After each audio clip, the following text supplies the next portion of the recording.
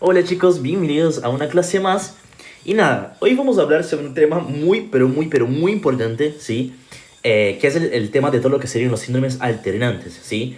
Ese tema tocaría un poquito después, o sea, es un tema que lo dan un poquito más cerquita del examen, pero en mi opinión está bueno que hablemos de ese tema ahora porque es un tema que necesita mucho de memoria. Así que nada, quiero que ustedes ya vayan aprendiendo y ya vayan teniendo los nombres acostumbrados, porque vamos a tener muchos nombres, ¿sí? Pero les juro que les voy a mostrar una manera fácil de poder entenderlos, o eso espero, y que pueden justamente ir entrenando hasta el día del examen, ¿ok? Bien, ¿qué son los síndromes alternantes? Nosotros tenemos el tronco encefálico, ¿sí? Entonces recuérdense que en el tronco encefálico yo tengo el bulbo, ¿sí? La protuberancia y el mesencéfalo. Y imagínense que el tronco encefálico es una empresa, ¿sí?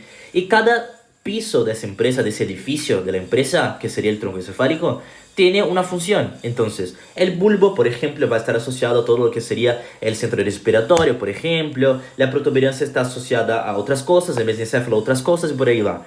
¿Por qué quiero que entiendan eso? Porque si yo tengo un problema en el piso uno, por ejemplo, que sería el bulbo, si de esa empresa, me va a dar ciertos problemas, ¿sí? En el servicio, por ejemplo, que da esa empresa. Si tengo problemas en la protuberancia, me va a dar otros problemas, y si da en el mesencéfalo, otros problemas. Entonces, los síndromes alternantes son nada más nada menos, ¿sí? Que problemas que van a pasar en alguno de esos pisos, ¿sí?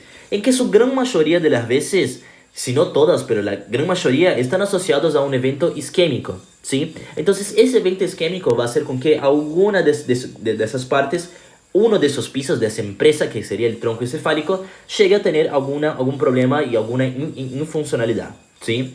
Pero ¿cuál es la característica? La característica es que va a tener la clínica, sí, que puede ser una clínica vulvar, una clínica de la protuberancia o una clínica de mesencéfalo.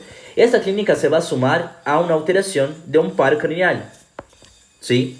Porque acuérdense de que justamente en el tronco encefálico era donde yo tenía los núcleos de los pares craneales, ¿sí?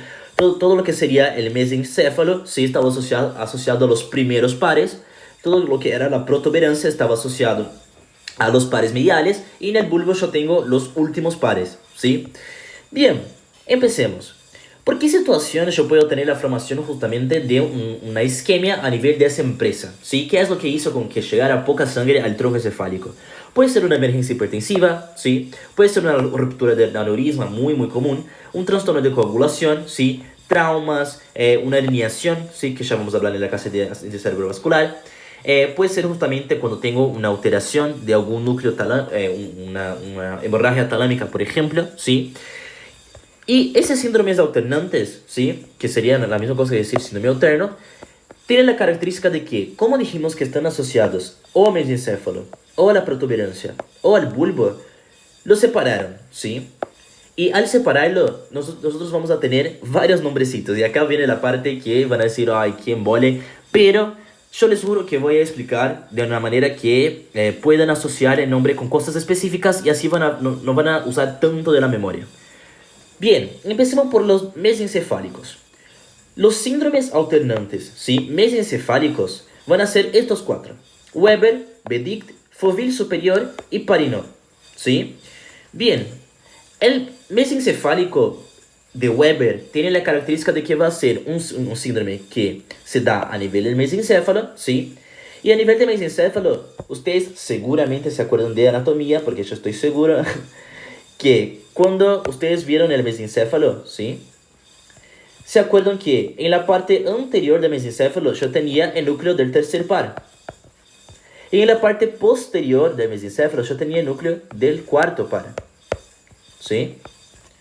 Bien, ¿por qué es importante saber eso? Porque el síndrome de Weber se va a dar justamente porque tenés una afección de la cámara anterior del mesencéfalo, ¿sí? Entonces toda esa parte de acá está alterada.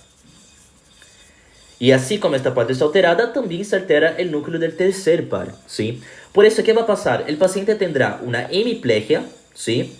Y además de la hemiplegia tendrá una parálisis del tercer par, ¿sí? Entonces ustedes ya saben, porque ya estudiaron, ya vieron el video de pares craneales, entonces saben que el tercer par nos va a dar ptosis, nos va a dar alteraciones del reflejo de la fotosensibilidad, y por ahí va, ¿sí? Entonces, bien, ¿Por qué es importante saber que el núcleo del tercer par está en la parte anterior? Porque yo voy a tener otras alteraciones, ¿sí? Donde en esas otras alteraciones voy a tener una alteración de todo el mesencéfalo. Y si tengo de todo el mesencéfalo, voy a tener tanto del tercer par como también del cuarto par, ¿sí? Que el cuarto par está en la parte posterior. Perfecto. Entonces ya entendimos el de Weber. Si vos entendiste el de Weber, los otros van a ser muy fáciles porque todos los otros van a ser el de Weber, ¿sí? Es decir, una hemiplegia y una parálisis del par craneal con algo más, ¿sí? Por ejemplo, el de Bedick es una hemiplegia, una parálisis del tercer par, así como el de Weber, pero se suman también todo lo que serían los temblores, corea y ataxia, ¿sí? Entonces el de Bedick se da porque justamente tenés el de Weber, pero también se suman esas tres características, ¿sí? Después tenés el de Fourville superior, súper preguntado, ¿sí? ¿Por qué? Porque el de Fourville superior es cuando tenés un déficit, ¿sí? En una parte muy importante que es la vía óculo-céfalo-gira. Esa vía es una vía que está asociada justamente a todo lo que sería el reflejo oculomotor, ¿sí? Que justamente asocia los movimientos de los ojos con el movimiento de la cabeza. ¿Y qué va a pasar? En este caso, el paciente tendrá el síndrome de Weber, ¿sí? Que sería la hemiplegia, la parálisis del tercer par, pero se va a sumar con otra cosita. Se va a sumar con la imposibilidad, ¿sí? Del paciente de mirar hacia el lado de la hemiplegia. Es decir, si el paciente tiene el síndrome de Weber, es decir, la hemiplegia y el par craneal del lado derecho, el paciente no puede mirar para el lado derecho, ¿sí? Si fuera del lado izquierdo, el paciente no podría mirar para el lado izquierdo, ¿ok? Esa es la característica del Fourville superior. ¿Y por qué se da? Por un déficit en la vía del óculo-céfalo-gira, ¿ok? Eso siempre se pregunta, así que sépanlo bien. Después tenemos el de Parinot. El de Parinot tiene la característica de que acá tenés la característica de que el paciente no va a poder mirar hacia arriba, lo que se dice síndrome del sol naciente, ¿sí?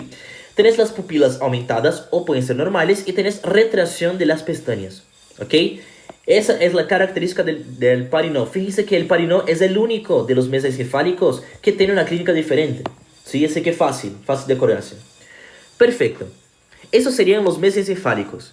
Ya los de la protuberancia van a ser de Miller y Glover, ¿sí? El de Fourville inferior, fíjense que es el mismo nombre, pero uno es superior y el otro es inferior, ¿sí? Y el síndrome de enclaustramiento, que ya hablamos en la primera clase, ¿ok? Bien, cuando tenemos las afecciones de la protuberancia de Miller y Glover, lo mismo, una hemiplegia, ¿sí?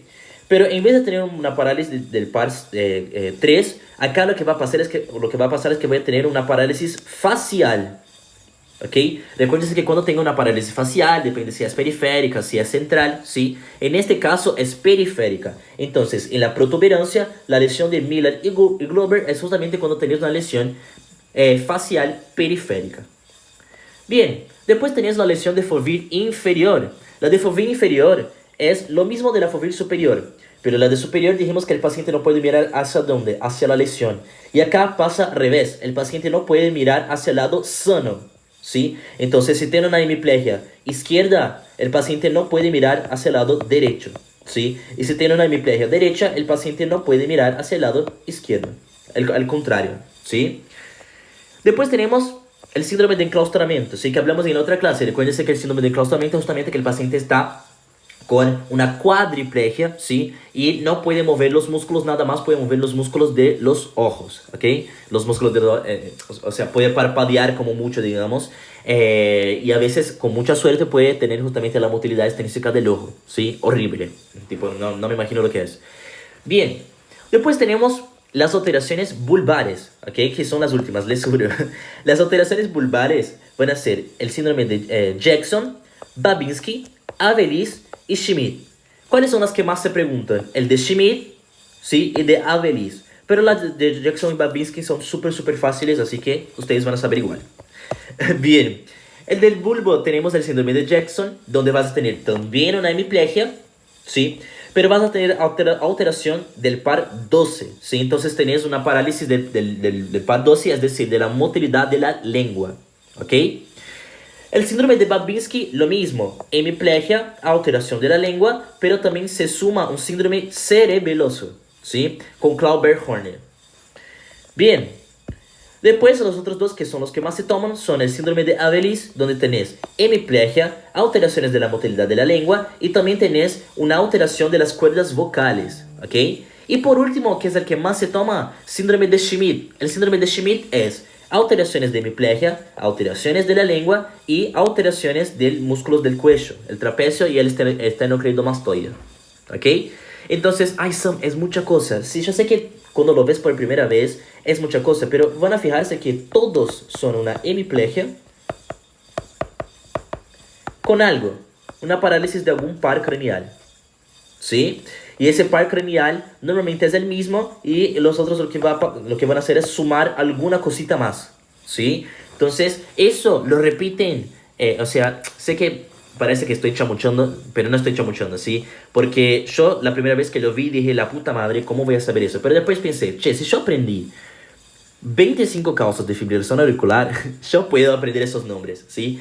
Lo que van a hacer, lo que quiero que ustedes hagan es agarren una hojita o los que tienen vidrio en alguna ventana o algo del tipo, agarren un marcador y van a poner meses encefálicos, ¿sí? Weber, Benedict, Fovir superior y Parinor, ¿sí? Lo hacen 2 veces, 3 veces y van a ver que se va a quedar y no se va más, ¿sí? Tipo, lo graban en la cabeza y no se va.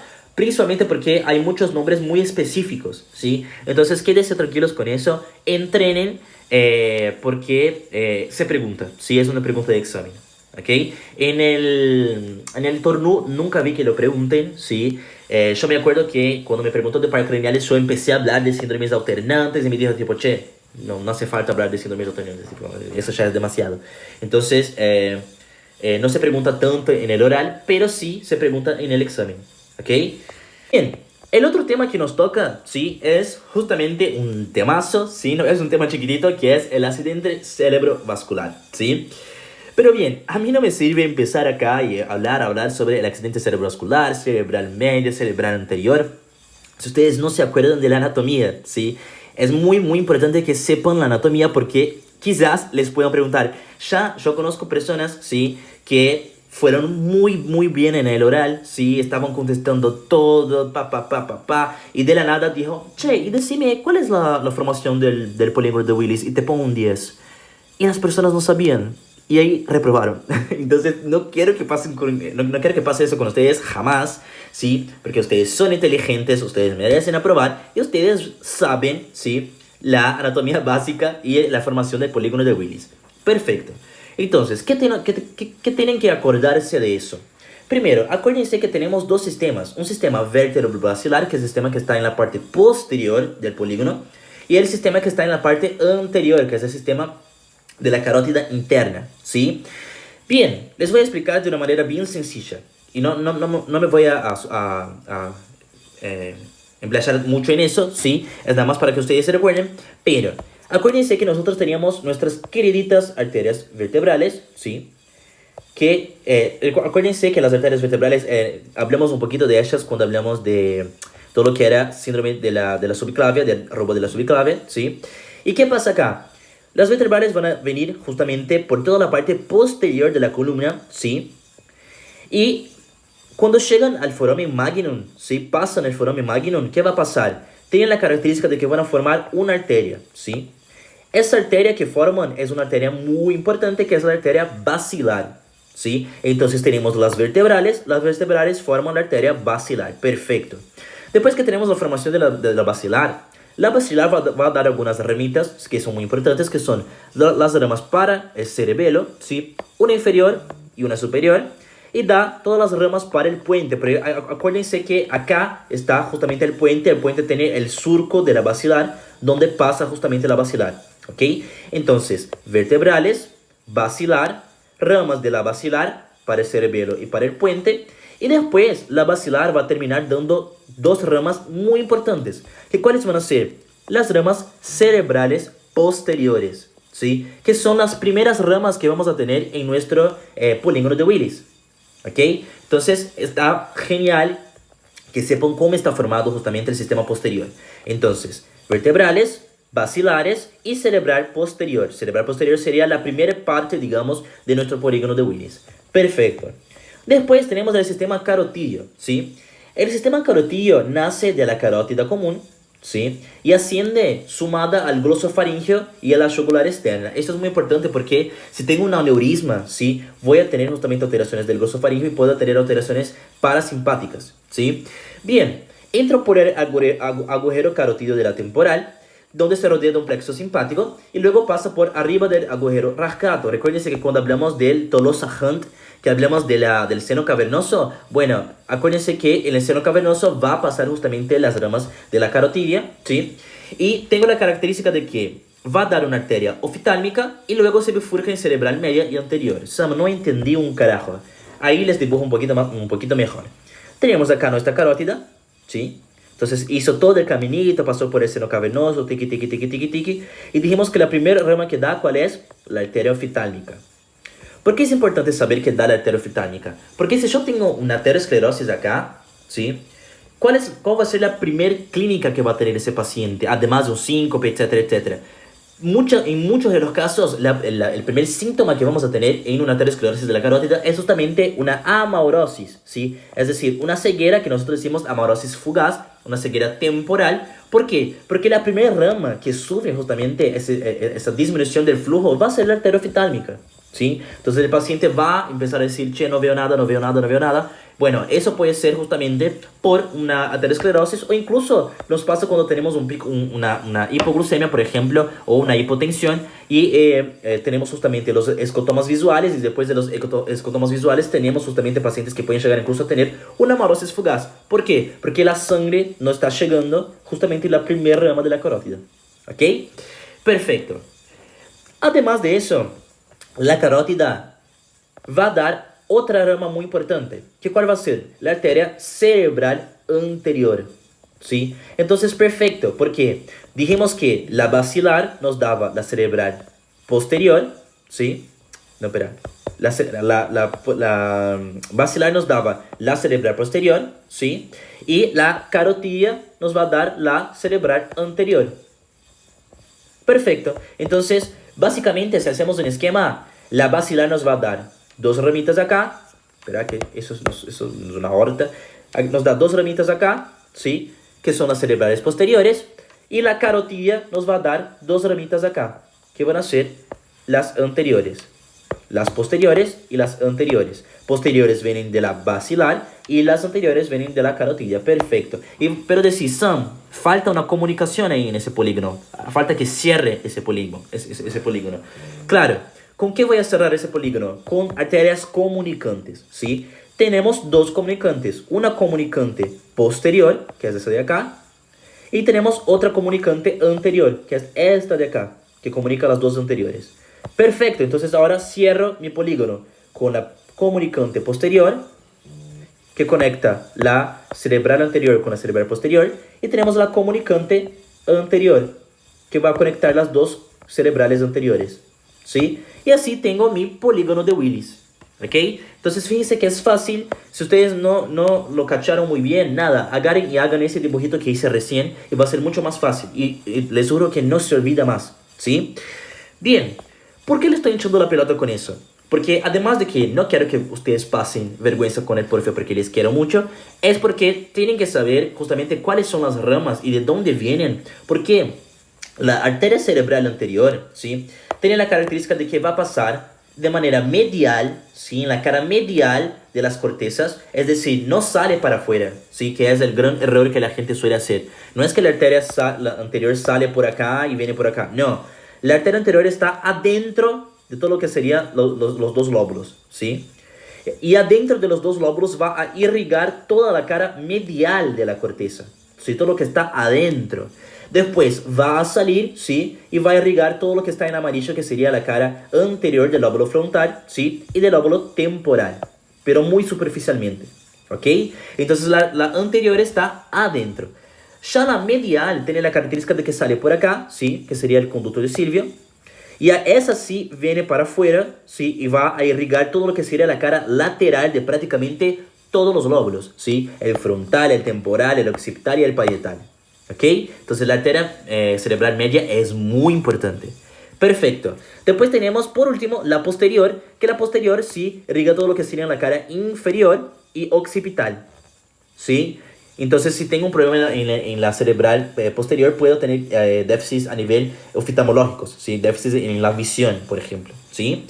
Bien, perfecto. ¿Por qué es importante saber eso?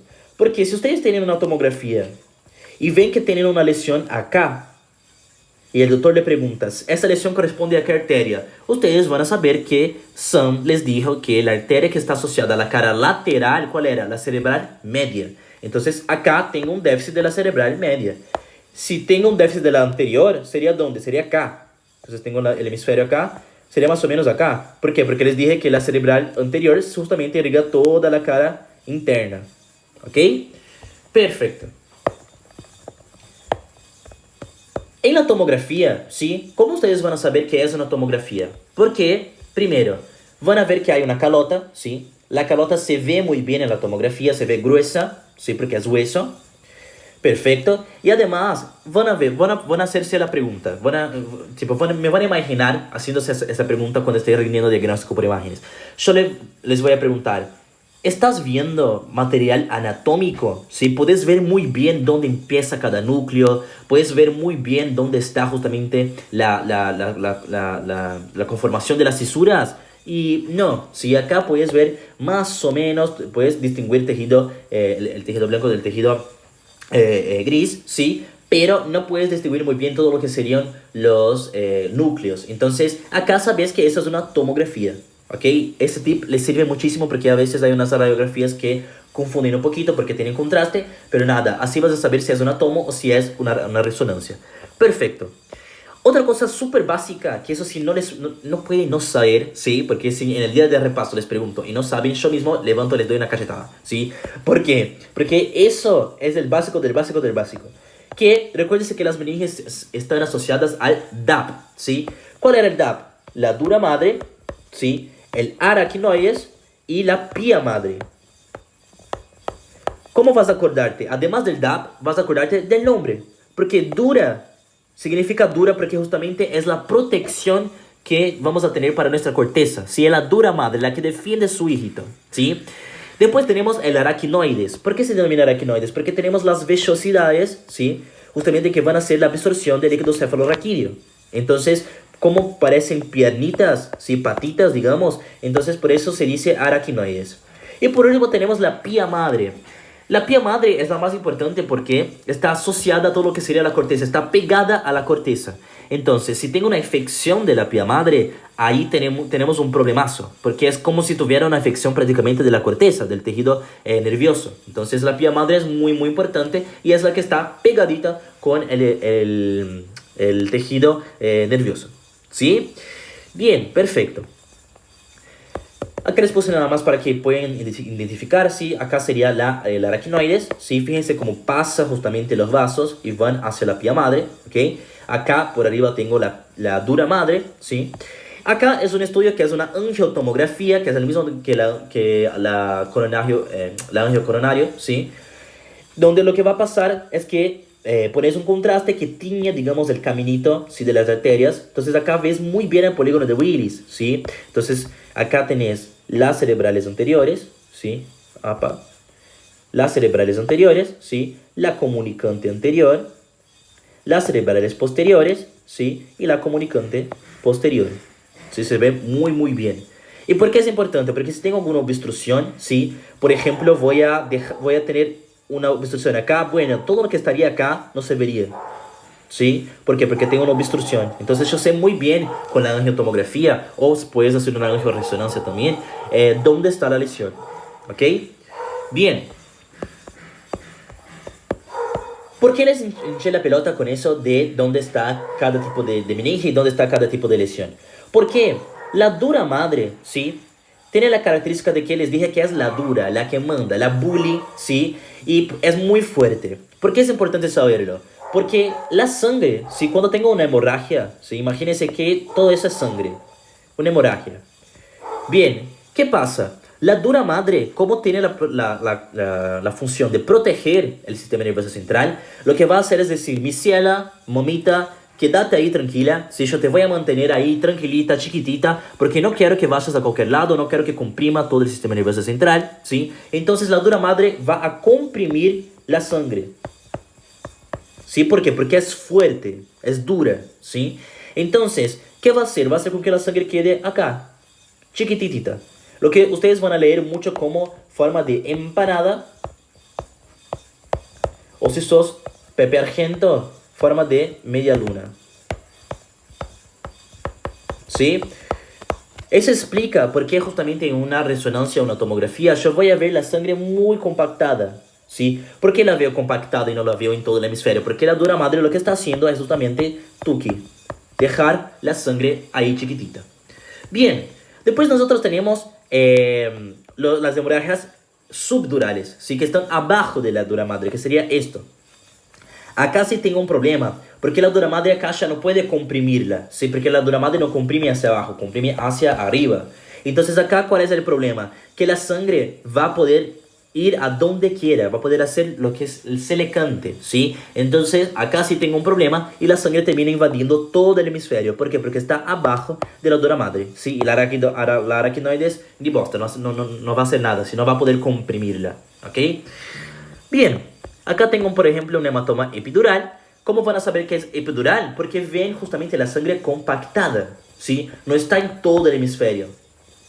Está acá nada más. Si está acá nada más es porque alguien la está manteniendo acá nada más. ¿Y quién es ese alguien? La dura madre, ¿sí? Además, en los hematomas epidurales, tenés la característica de que la línea media se desvía, ¿sí? Entonces, por ejemplo, acá, ¿ves un ventrículo? ¿Sí? Pero miren cómo está este ventrículo. Está aplastado, ¿sí? Miren la diferencia de tamaño. ¿Por qué? Porque la línea media está haciendo eso, ¿ok? Justamente por la compresión. Ya cuando tengo un hematoma subdural, ¿sí? Sé que en esa imagen no se ve muy bien, pero acá todo eso es sangre, ¿sí? Comparen este lado de acá con este lado de acá, ¿sí? Entonces acá todo eso es sangre. Y ustedes van a ver, o sea, eso también es sangre, ¿eh? No es que hay contraste acá. ¿Cuál sería la diferencia de esa sangre para esa sangre? Que esa sería sangre oxigenada, ¿sí? Por eso se ve así. Y eso sería sangre venosa. Por eso se ve así. ¿Ok? Entonces los hematomas subdurales se caracterizan porque son venosos en la gran mayoría de las veces. ¿Ok? Y además, fíjense cómo está la línea media. ¿Está desviada? No. Entonces los hematomas subdurales no desvían a la línea media. ¿Ok? Bien. Ahora que hicimos esa gran introducción, ¿sí? Anatómica, podemos hablar sobre el accidente cerebrovascular. El isquémico tiene la característica de que puede ser global, cuando afecta todo el hemisferio, ¿sí? Puede ser, por ejemplo, porque tuve un problema en las carótidas, porque tuve un aneurisma, sí que comprometió todo la cuestión vascular, porque estoy teniendo una hipovolemia, por ejemplo, una insuficiencia cardíaca. O puede ser focal, que es cuando tengo, por ejemplo, una aterosclerosis de una arteria específica, por ejemplo, de la cerebral media, y ahí voy a tener una alteración solo de esta zona, ¿sí? Solo de esta parte que está siendo afectada por la arteria, por la irrigación de la arteria, ¿sí? Bien. ¿Cuáles son las causas? Tengo las causas mayores y las causas menores. Nada, lo mismo que cuando hablamos de infarto, causas de infarto, patología, momento Macías, ¿sí? Y puedo tener un accidente isquémico que es transitorio. ¿Dónde qué pasa? Tienes una isquemia, ¿sí? Y esa isquemia dura menos de una hora, ¿ok? Y, o sea, dura una hora y después se resuelve. Pero el paciente tuvo una clínica. Entonces no es que, estás haciendo ahí, está con el paciente mejoró, altita casa. No, porque que el paciente tuvo una IT es muy grave. Porque significa que el paciente a cualquier momento va a volver a tener un accidente cerebrovascular isquémico y va a tener secuelas. Entonces, ¿qué tenemos que hacer? Profilaxis, ¿sí? ¿Cuál es la profilaxis en ese paciente? Acá les puse nada más diagnósticos diferenciales y estudios, ¿sí? Pero el principal es la profilaxis. Solución fisiológica con la camilla a 30 grados, recuérdense que eso ayuda justamente. Y todo lo que sería aspirina, ¿sí? Para hacer la antiagregación. Y anticoagulantes orales una vez que descarté émbolos y lesiones, ¿sí? Porque recuérdense que si tengo un émbolo, ahí tengo que hacer un manejo un poquito más complejo. ¿Ok? Bien. Después, el accidente isquémico establecido, es decir, el que el paciente va a tener la clínica, sí, propiamente dicha. En este caso, el paciente va a tener causas como ateroembolia, sí.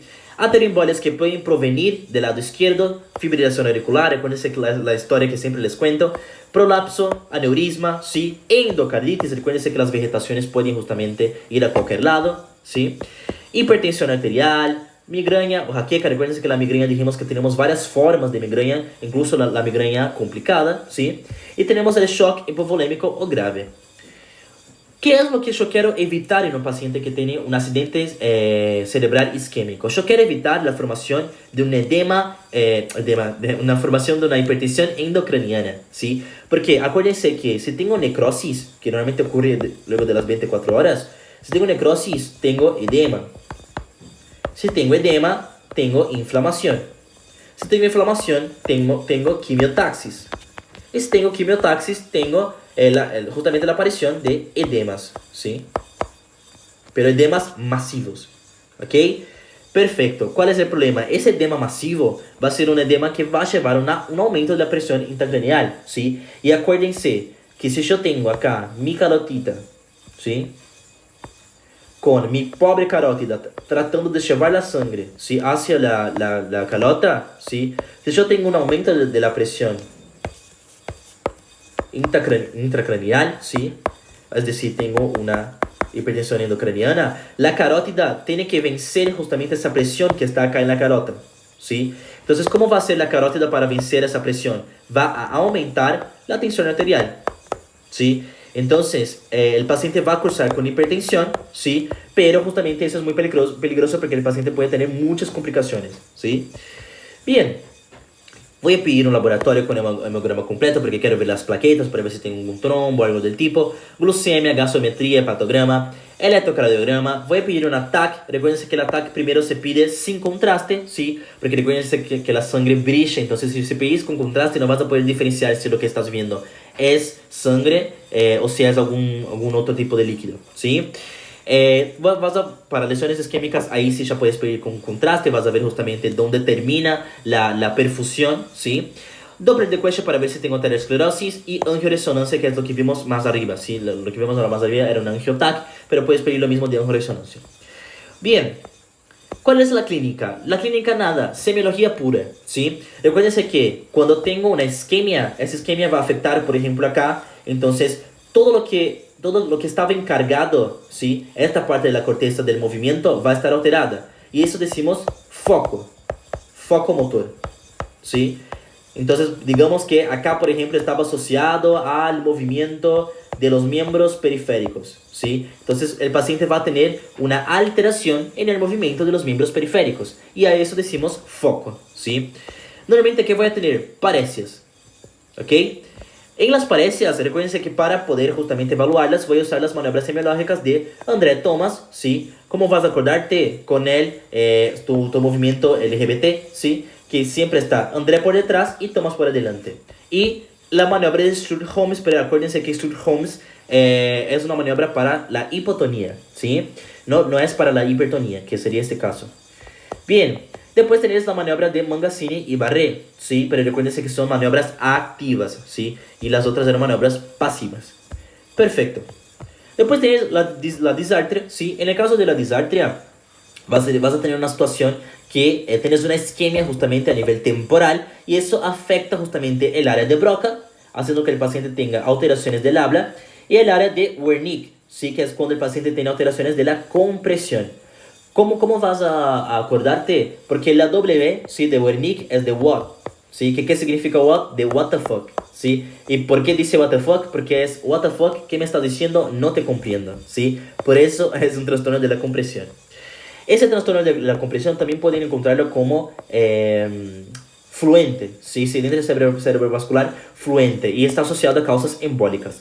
Ya el no fluente, sí, que es cuando tengo afección del área de Broca, está asociado a alteraciones de la cerebral media, ¿sí? Bien, ¿cuál es el tratamiento? Primero vamos a ver hace cuánto tiempo el paciente está así, muy importante, ¿sí? ¿Por qué? Porque eso explica justamente cuál es el tratamiento que vamos a tener. Porque no es lo mismo tener un paciente que tiene una ACV hace 24 horas que un paciente que tiene una ACV hace 3 horas, ¿sí? Lo mismo pasaba con el infarto. Voy a pedir un laboratorio, ¿sí? Y una tomo, tanto en el inicio como después de las 24 horas, porque quiero evaluar si este área de penumbra aumentó o no, ¿sí? Y el tratamiento propiamente dicho, reposo, sí, el paciente tiene que tener reposo sí o sí, porque ese paciente no puede estresarse por nada, ¿sí? Voy a priorizar la vía aérea Y si hay shock hipovolémico, lo que voy a hacer es tratarlo como nosotros vimos en la era 2, ¿sí? La hipertensión arterial que va a tener el paciente, como dije, recuérdese que es una compensación, ¿sí? Por eso no vas a hacer nada, ¿sí? Solo vas a hacer algo cuando es una emergencia, ¿sí? Porque les dije que la M era de muerte. Ahí vas a hacer algo, pero algo muy con pinzas, digamos. Si tienes que tener mucho cuidado, bajar no más de 15% de la tensión arterial, ¿sí? Entonces, ese tema de la hipertensión arterial es muy, muy complicada. Normalmente se maneja con el traumatólogo. Traumatólogo, no, perdón. Pasa que rendir sin traumatólogo estoy con esto en la cabeza. Se hace con todo lo que es emergente, sí, ahí se me vino. Que él sí va a saber un poco manejar un poquito más, pero incluso para ellos es muy complicado, porque tienes que hacer muchas guías, muchos cálculos, porque tienes que por un lado defender el paciente de la hipertensión arterial que puede llevar justamente a un accidente cerebrovascular, sin empeorar el cuadro, o podés justamente causar una isquemia y empeorar y aumentar el área de penumbra. Entonces es muy, muy complicado. Y el tratamiento farmacológico, ¿sí? Lo vamos a hacer de la siguiente manera, ¿sí? Acá ya había hecho un esquema, que es, si el paciente tiene hasta 3 horas, ¿qué vas a hacer? Vas a usar todo lo que serían los trombolíticos, ¿sí? Si tiene hasta 6 horas, o sea, ya pasaron las 3 horas, pero tiene hasta 6 horas, vas a usar heparina. Y si tiene hasta 48 horas, pero ya pasaron todo eso, vas a usar aspirina, ¿ok? Entonces, los anticoagulantes, ¿sí? Como la heparina, la vas a usar si el paciente tiene hasta 6 horas. La aspirina vas a usar, es la más segura, y vas a usar si el paciente tiene hasta 48 horas. Pero el mejor tratamiento va a ser con los antitrombolíticos. Pero ¿cuál es el problema? Los antitrombolíticos solo se pueden usar hasta 3 horas de evolución, ¿sí? Acá les puse en orden para que les quede más fácil. ¿Cuáles son las contraindicaciones de usar un antitrombolítico? Súper pregunta de examen, ¿sí? Obviamente ya pasaron las 3 horas, como dijimos, pero también, tal que presenta algún tipo de lesión, ¿sí? A nivel de la corteza, si el paciente ya usaba anticoagulantes orales, si el paciente está plaquetopénico, si tuvo trauma de 3 meses, cirugías de 14 días anteriores, alteraciones como infartos, si anteriores, glucemia menor a 50 o mayor a 400, y si el paciente presenta un hematoma subdural, ¿sí? Porque vas a empeorar justamente ese hematoma, ¿ok? Bien. Ya el CV hemorrágico, recuérdense que estábamos hablando del isquémico. El hemorrágico, por increíble que parezca, el hemorrágico no es tan común así, ¿sí? Yo pensaba que era común, pero no es tan común. Se da normalmente en pacientes de edad avanzada, y las dos principales causas van a ser una placa de ateroma, ¿sí? O la amiloidosis. Recuerden que la amiloidosis, momento Macías, era cuando nosotros teníamos depósito de proteínas beta-amiloides, ¿sí? En el tejido, incluso puede causar Alzheimer, ¿sí? Y nada, también puede causar un accidente cerebrovascular hemorrágico, ¿sí? Acá les puse algunas otras causitas porque les pueden preguntar, ¿sí? Y el tratamiento, ¿sí? Va a ser lo mismo al inicio, ¿sí? Para tratar el edema, camilla 30 grados, priorizar la vía aérea. Si tiene convulsiones, podemos usar benzodiazepinas, ¿sí? O difenhidrotanina, pero benzodiazepinas es más seguro, ¿sí? Lorazepam, por ejemplo, lorazepam intravenoso, 2 miligramos, ¿sí? Por kilo. Por kilo, por día, ¿sí? Acuérdense que la hipertensión puede ser compensatoria, entonces solo van a bajar 15%, ¿sí? Máximo. Bien, tratamiento quirúrgico es el tratamiento de elección para justamente todo lo que sería la hemorrágica, ¿sí? En el caso del tratamiento quirúrgico acá, lo que vas a hacer es justamente hacer una resección de todo lo que sería ese hematoma y esa hemorragia, ¿sí? Bien, después tenemos la hemorragia subaracnoidea, ¿sí? La subaracnoidea, recuérdense que teníamos el DAP, ¿sí? DAP. La subaracnoidea va a estar acá, abajo de la aracnoides, ¿sí? Acá, ¿cuál es la principal causa? Aneurismas, ¿sí? Aneurismas de las arterias cerebrales, principalmente la cerebral media, ¿sí? ¿Qué va a pasar? Tenéis la formación de una hemorragia, ¿sí? Esa hemorragia evoluciona a hipertensión endocraniana, y esa hipertensión endocraniana va a llevar a cefalea. Pero es una cefalea que el paciente va a decir es la peor cefalea de mi vida, ¿sí? Y el rey siempre te pone eso en el examen.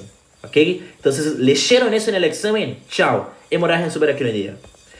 Bien, el paciente va a tener náuseas y vómitos, lumbalgia y puede tener signos meningios, aunque no son muy fieles, ¿sí? Pueden ser livianos, ¿sí?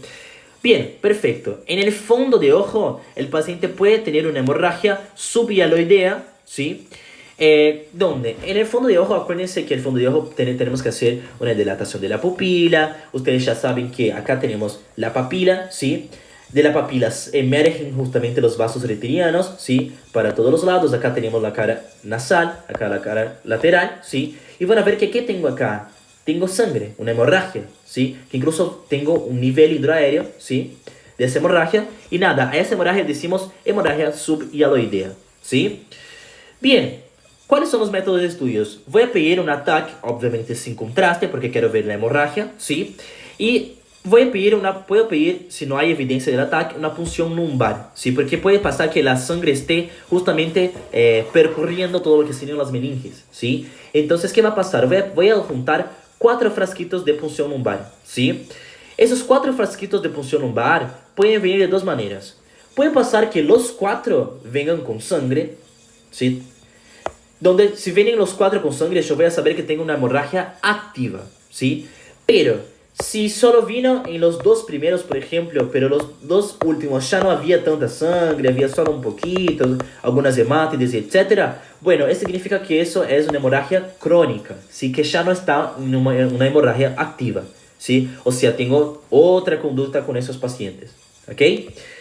El tratamiento se va a hacer con clips, ¿sí? Donde acá tengo un aneurisma. Recuérdense que el aneurisma puede tener sacular o fusiforme, ¿sí? Entonces acá tengo, por ejemplo, un aneurisma. Y ese aneurisma tiene la característica de que lo que voy a hacer es poner este clip de acá. Y el clip lo que hace es colapsar el aneurisma, ¿sí? Y después esto lo reseccionamos, ¿sí? Hacemos la resección, ¿ok?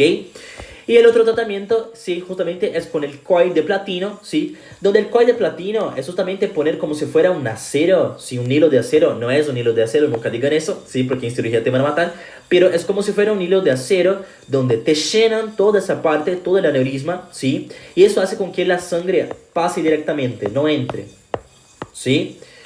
Bien, eso sería más o menos todo lo que tienen que saber del accidente cerebrovascular. Fíjense que el hemorrágico no hay tanta cosa. El principal es el isquémico, ¿sí? Principalmente causas, tratamientos, semiología. ¿Sí? Te pueden preguntar cualquier cosa de eso, ¿sí? Bueno, chicos, cualquier